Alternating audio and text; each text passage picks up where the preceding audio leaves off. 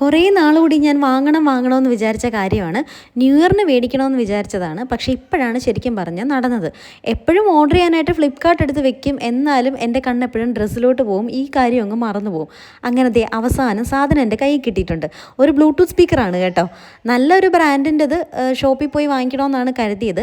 പക്ഷേ പൈസയൊന്നും ഒത്തു വരാത്തത് കൊണ്ട് തൽക്കാലം ഇത് വെച്ച് അങ്ങ് അഡ്ജസ്റ്റ് ചെയ്യാമെന്ന് കരുതി.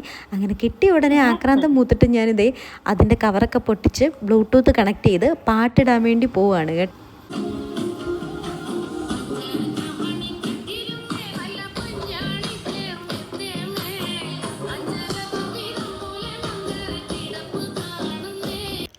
അങ്ങനെ സ്പീക്കറിൻ്റെ പാട്ട് കൊണ്ടുവന്ന് കുഞ്ഞിച്ചക്കനെ കാണിച്ച് അവൻ്റെ എക്സ്പ്രഷൻ എങ്ങനെയുണ്ടെന്ന് നോക്കാൻ വേണ്ടി ചെന്നതാണ്.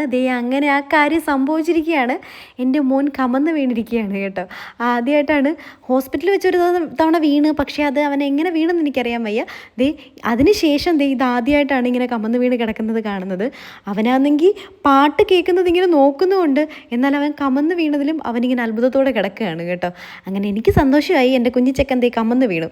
അങ്ങനെ പാട്ട് അവനെ കേൾപ്പിച്ച് ഇങ്ങനെ കുറച്ച് നേരം നിന്നിട്ട് അപ്പോഴത്തേക്ക് അവനിങ്ങനെ വീണ് പോകുന്നുണ്ടായിരുന്നു. അപ്പോൾ അവർ എടുത്തുകൊണ്ട് പോതള്ളേ, ഞാനിവിടെ എന്താ കാണിക്കുന്നതെന്ന് എനിക്ക് തന്നെ അറിയത്തില്ല. അതിൻ്റെ ഇടയിൽ അവർ സ്പീക്കർ ഉപയോഗിച്ച് തുടങ്ങിയതേ ഉള്ളത് കൊണ്ട് അത് ചാർജ് ചെയ്യാനായിട്ട് കാണിക്കുകയായിരുന്നു. ഇടയ്ക്കിടയ്ക്ക് നിന്ന് പോകുന്നുണ്ടായിരുന്നു കേട്ടോ. ഇത് ചാർജ് കുത്തിയിടുന്ന പോർട്ട് എവിടെയാണെന്ന് ഞാൻ തപ്പി കുറേ കാത്തപ്പോഴാണ് ഇതുപോലെ ഒരെണ്ണം കണ്ടുപിടിച്ചത് കേട്ടോ. അതിങ്ങനെ തുറക്കുമ്പോഴത്തേക്ക് അതിനകത്തുണ്ടായിരുന്നു കുത്തിയിടാനുള്ള പോർട്ടുകൾ. എല്ലാവർക്കും അറിയായിരിക്കും, പക്ഷേ എന്നെപ്പോലുള്ള മരമണ്ടികൾക്ക് അറിയില്ലായിരുന്നു.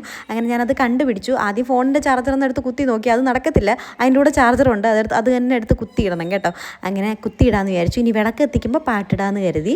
അപ്പോൾ അത്രയേ ഉള്ളൂ. അടുത്ത വീഡിയോ ആയിട്ട് വീണ്ടും കാണാം.